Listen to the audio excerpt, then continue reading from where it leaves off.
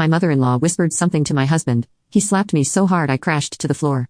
But as he turned to walk away, something unexpected made him freeze in terror. His voice trembled as he whispered, "Grace, are you? What would you do if the secret of your pregnancy was revealed in the worst possible way?" It was supposed to be a perfect night. I prepared Ethan's favorite dinner, hoping to finally earn his mother's approval after weeks of tension. But when my mother-in-law whispered something into his ear, I saw his face shift from calm to furious in an instant. And then, in a moment of pure shock, he slapped me, his pregnant wife, before he even understood what was happening. The shock, the tears, and the overwhelming nausea hit me all at once. Could I ever trust him again? Could I ever forgive him? More importantly, could I stay with someone who had hurt me and our baby like this? I still recall the sound of my mother-in-law's heels clicking against the hardwood floor as she walked toward Ethan. The aroma of the lasagna I had spent an hours preparing filled the air, and I was hoping, desperately hoping, that tonight I would finally earn her approval. My stomach was in knots. Morning sickness had hit me hard at 6 weeks, but I hadn't told anyone yet about the pregnancy. Then, everything shifted. Vivian, my mother-in-law, placed her hand on Ethan's shoulder and leaned in, whispering something in his ear. I watched in real time as his face shifted from calm to furious in a matter of seconds. The warm brown eyes I had once fallen in love with turned cold, and he turned his gaze on me. "Is this true?" he demanded, his voice full of accusation. He stood so abruptly that his chair scraped loudly against the floor. "Have you been lying to me?" Before I could even respond, his hand shot out. The slap was so hard, so sudden, that I lost my balance, stumbling back into the wall. My cheek burned, and the room seemed to spin around me as tears welled up in my eyes. And then it happened, the wave I'd been holding back all evening, the one I couldn't control anymore. In front of both of them, I threw up. Ethan took a step back, visibly disgusted, but froze when he noticed something in my purse that had fallen open on the floor. A positive pregnancy test had slipped out. His face drained of color as he looked from the test to me. "Grace, are you?" His voice trailed off, the words unable to form. I reached up to touch my stinging cheek, tears streaming down my face. "Yes," I whispered, "I'm pregnant. I was going to tell you tonight. That's why I made your favorite dinner." The silence that followed was suffocating. Ethan stared at the pregnancy test, then at his hand, the one he had just used to strike his pregnant wife. Vivian stood frozen, her perfectly painted lips pressed into a thin line, but even she couldn't hide the shock in her eyes. "Oh my God," Ethan muttered, his voice trembling. "Grace, I." He reached for me, but I flinched away, my body instinctively retreating. The man who had promised to love and protect me had just hit me while I was carrying his child. In that moment, as I watched Ethan wrestle with the horror of what he had just done, it hit me. Our lives would never be the same.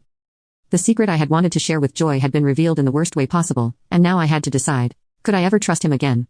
Could I forgive him? More importantly, could I stay with someone who had shown that he might hurt me and our baby? The sound of a door creaking open startled all of us. Chloe, our next-door neighbor, stood in the doorway, concern written all over her face. "I heard shouting," she said, taking in the scene, my red cheek, Ethan's guilty expression, Vivian's tense posture. "Is everything okay?" I knew deep down that nothing was okay, and that nothing would be for a long time. I remember the day I met Ethan as though it was yesterday. It was a Friday afternoon at Carter's coffee shop in downtown Austin. I had been grading papers. Being a third-grade teacher meant that my weekends began with a stack of math worksheets and creative writing assignments. Ethan accidentally spilled his coffee on my students' homework, and his frantic attempts to salvage the papers made me laugh. "I promise I'm not usually this clumsy," he said, desperately dabbing at the papers with napkins. "Please, let me make it up to you. Coffee, or maybe dinner." That's how it started, simple, sweet, and completely perfect. Ethan was everything I dreamed of, successful but humble, funny but responsible, and he looked at me like I was the most fascinating person he'd ever met. Our first year of marriage was beautiful.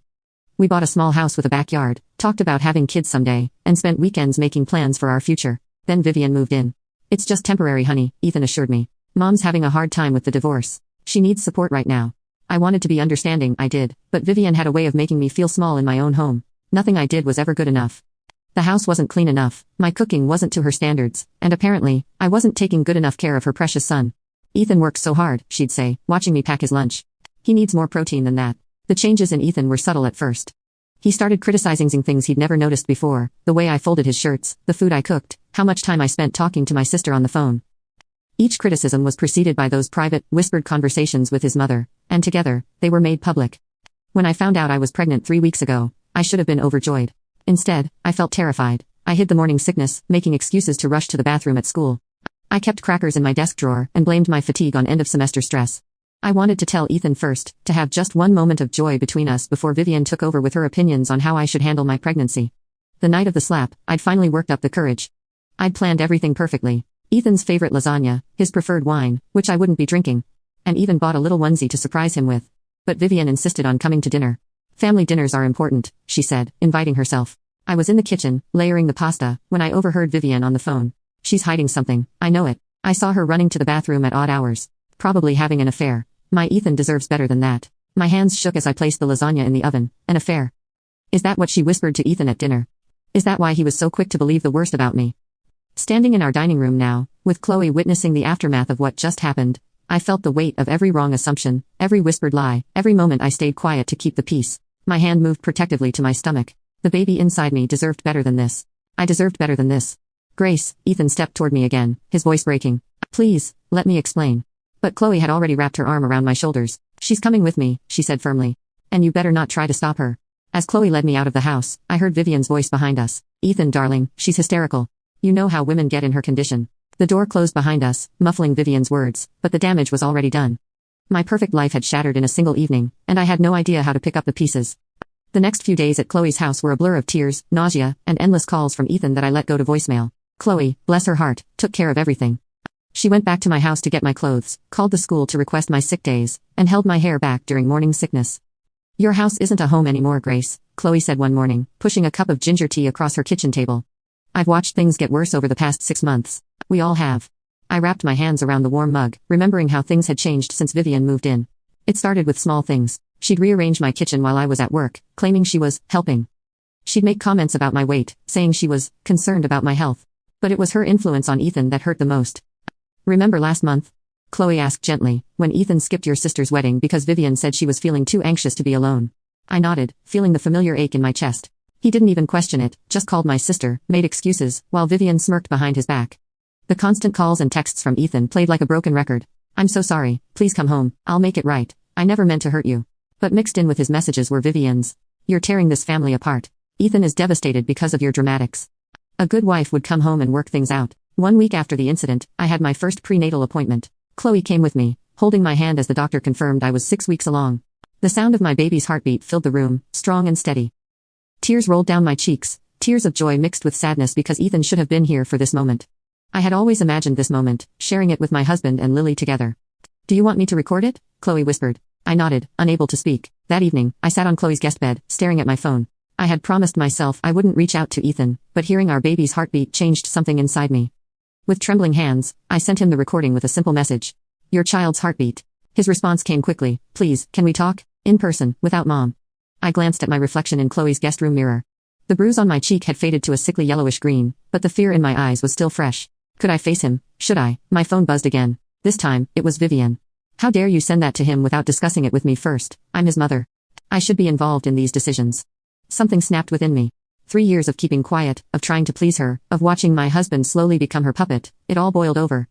I typed the words I'd been holding back for so long. You are not involved in decisions about my baby. Never have been, never will be. I blocked her number before she could respond. A few moments later, Ethan called. This time, I picked up. She's gone too far, he said before I could speak. I heard Vivian on the phone with her friends, bragging about how she'd saved me from his supposed affair. She made it all up, Grace. And I believed her. I hit you because I believed her lies. His voice cracked. I could hear him crying. I need you to choose, Ethan, I said, my voice stronger than I felt. Either your mother moves out, or I'm not coming back. And if I don't come back, I'll be talking to a lawyer about full custody. I won't raise our child in a home with violence. The silence on the other end felt like it stretched for hours, and for a moment, I thought he had hung up. Finally, he spoke. Can you meet me tomorrow? At Carter's coffee shop, where we first met. Mom won't be there, I promise, I need to see you. I looked down at my stomach, still flat but carrying our future. Okay, I whispered. Tomorrow at 2 o'clock. But Ethan, if she shows up, I'm done, forever. She won't, he said, his voice firm. I'm choosing you, Grace. I should have chosen you all along. As I ended the call, I wasn't sure if I believed him. But for the sake of our baby, I had to try. I stood up, leaving my seat beside Chloe, and made my way to Carter's coffee shop. I arrived 15 minutes early, my heart pounding in my chest. The familiar smell of coffee beans, which had once comforted me, now made my stomach turn. I chose a table near the door, an easy escape route if things went wrong. Chloe was parked across the street, ready to intervene if needed. At exactly 2 o'clock, the bell above the door chimed. Ethan walked in alone, just as promised.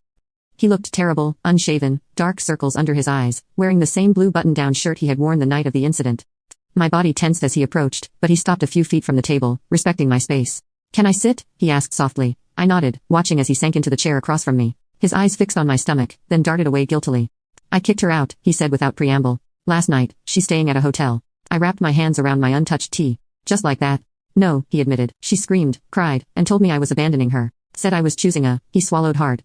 I can't even repeat what she called you. But I packed her bags myself. Told her if she didn't leave, I'd call the police. A couple at the next table glanced our way. I lowered my voice. Why now, Ethan? Why not after all the other times she hurt me? Because I became her, his voice cracked.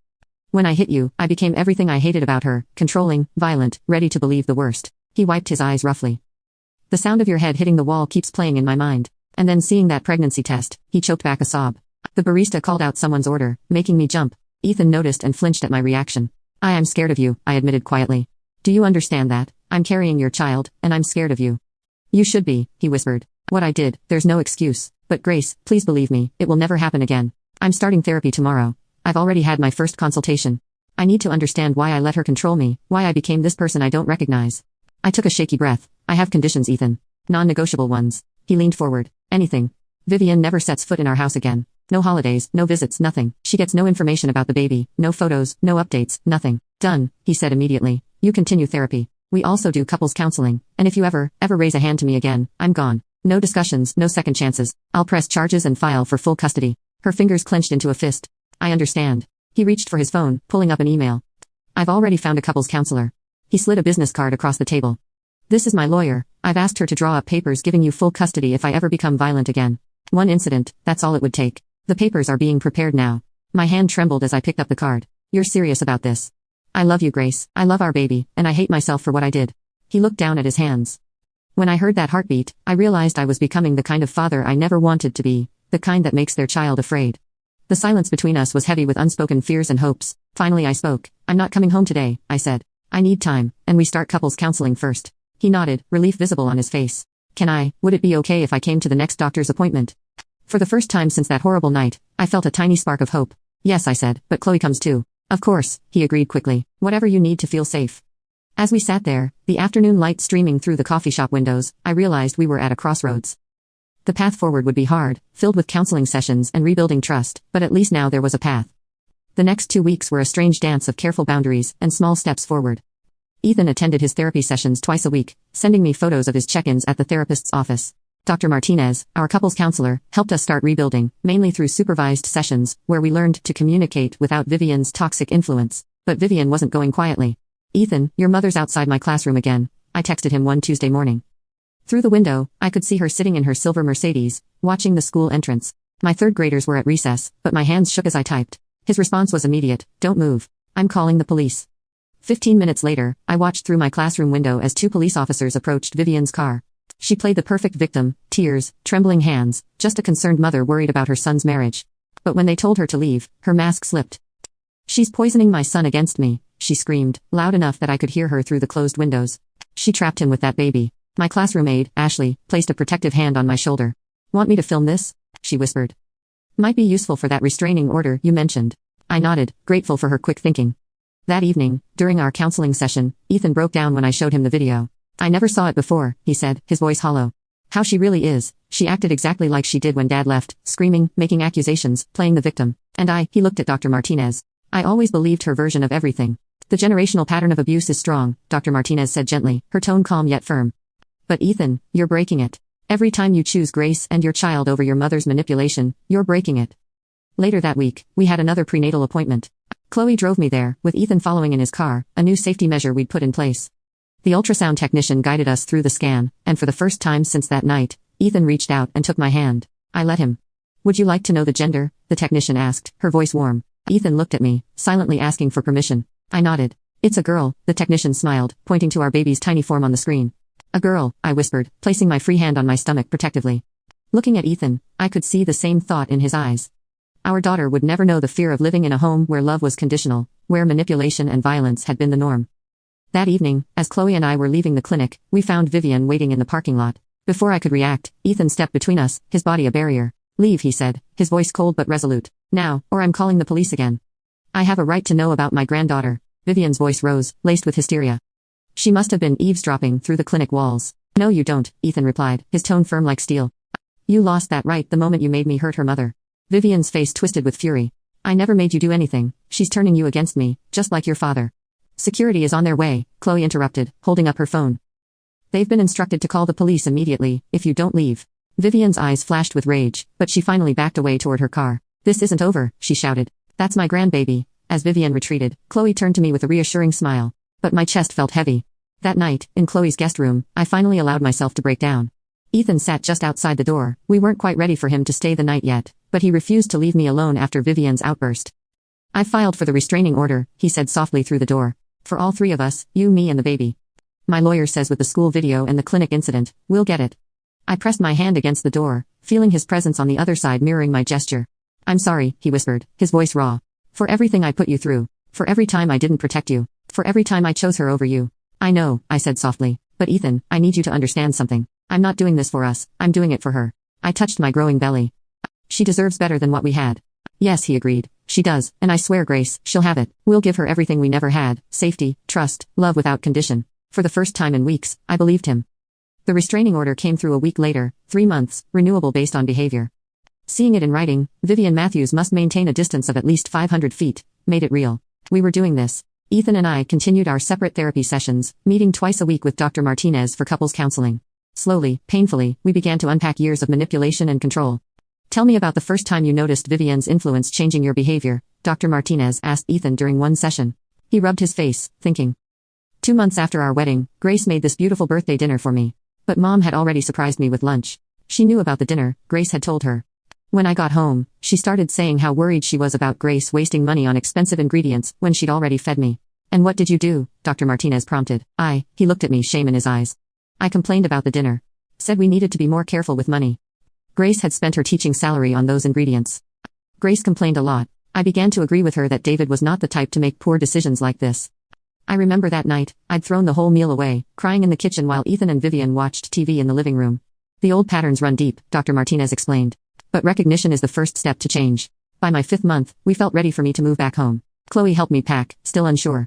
Are you certain about this? She asked, folding my maternity clothes. No, I admitted, but I need to try. For her. I touched my growing belly. The house felt different when I returned. Vivian's things were gone, her photos, her decorative plates, her passive-aggressive sticky notes about cleaning. Ethan had repainted the walls in soft yellows and greens, colors we chose together for the nursery. I got rid of the dining room set, he said quietly. Bought a new one. I didn't want you to have to look at that table every day.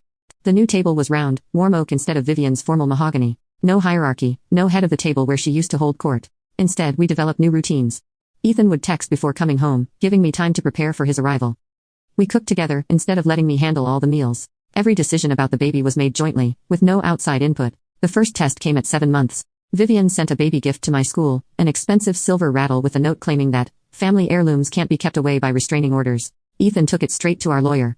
She's testing boundaries, he said, making sure we know she's still watching. The rattle was returned through legal channels, with a warning about violating the restraining order.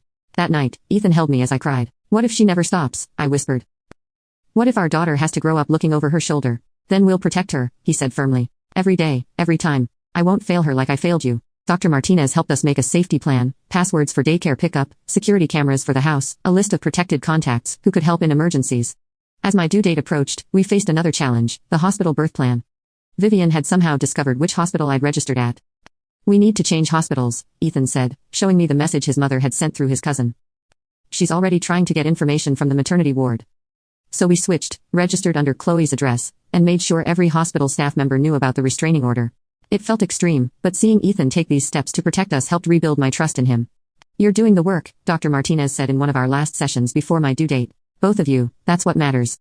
Looking around our reformed home, at the nursery we'd built together, at the man Ethan was becoming without his mother's influence, I finally felt something I hadn't in months, peace. Labor started at 2 a.m. on a quiet Tuesday. Ethan called Chloe first, then followed our practice plan. Hospital bag, car seat ready, security cameras checked, no signs of Vivian's Mercedes anywhere near our home. The delivery room was calm, nothing like the chaos I'd feared. Ethan stayed by my head, holding my hand and whispering encouragement. Chloe guarded the door, our self-appointed sentinel. After 12 hours of labor, our daughter, Lily Grace, entered the world, screaming her little lungs out. She is perfect, Ethan whispered, tears streaming down his face. She looks just like you. As I held Lily for the first time, I studied her tiny features, my dark hair, Ethan's nose, 10 perfect fingers and toes. She was everything we'd fought for, everything we'd protected. The first test came sooner than we anticipated. A flower delivery arrived at the hospital, addressed to my first granddaughter, Lily. Ethan intercepted it before it reached our room. The card read, "Blood is thicker than water. She'll need her grandmother soon enough." Instead of hiding it from me, Ethan showed me the card. "No more secrets," he said firmly, ripping it up in front of me. "We handle everything together now." The hospital security doubled rounds. Chloe's partner, Tom, a police officer, volunteered to stay outside our door during the night shift. We were surrounded by protection, people who understood our need for safety and peace. Coming home wasn't anything like I'd imagined during my pregnancy. Ethan had installed new security cameras, changed all the locks, and added extra lighting around the house. But inside, it was just us, our little family of 3. "Welcome home, Lily," I whispered softly as I carried her into the nursery we had created together. The room was a sanctuary, painted in soft colors, filled with books and stuffed animals we had both carefully chosen. The first few weeks blurred together with midnight feedings and endless diaper changes. Ethan had taken extended paternity leave, showing his commitment to being present every step of the way. We were crafting our parenting style, free from Vivian's critical voice and manipulation. At Lily's 1-month checkup, our pediatrician smiled warmly at us. "She's thriving," she said. "Whatever you're doing, keep doing it." That evening, as we sat in the nursery with Lily peacefully asleep in her crib, Ethan took my hand. "I saw Mom today," he said quietly, "at the grocery store. I was picking up more diapers." My heart stopped. What happened? "She tried to approach me, asked about Lily," he said, squeezing my hand. I walked away, called security, followed our plan. I released the breath I had been holding. "And how do you feel?" "Sad," he admitted, his voice heavy but certain. "Our daughter will never know that kind of love, the kind that hurts, the kind that controls. She'll only know the real thing." I looked down at our daughter, sleeping soundly in her crib, and knew he was right. The cycle was broken. Our home was filled with a different kind of love now, the kind that protected instead of controlled, the kind that built up instead of tearing down. Lily stirred in her sleep, making the tiny baby noises that melted our hearts. Ethan and I sat there, hands still linked, watching her. "Thank you," he whispered. "For what?" I asked, my voice soft. "For giving me a second chance. For showing me what a real family looks like. For her." I leaned against his shoulder, feeling truly safe for the first time in years. "We did it together," I said quietly. "And we'll keep doing it, every day, for her." Outside, the sun was setting on another day in our new life. A life we had fought for. A life we would continue to protect. A life where our daughter would grow up, knowing only love, and never fear. And that made every struggle, every tear, every difficult decision worth it. So, with everything that's happened, can I truly trust and go back to Ethan? Can he change to become the husband I've always hoped for? Or is this just a wound that can never heal?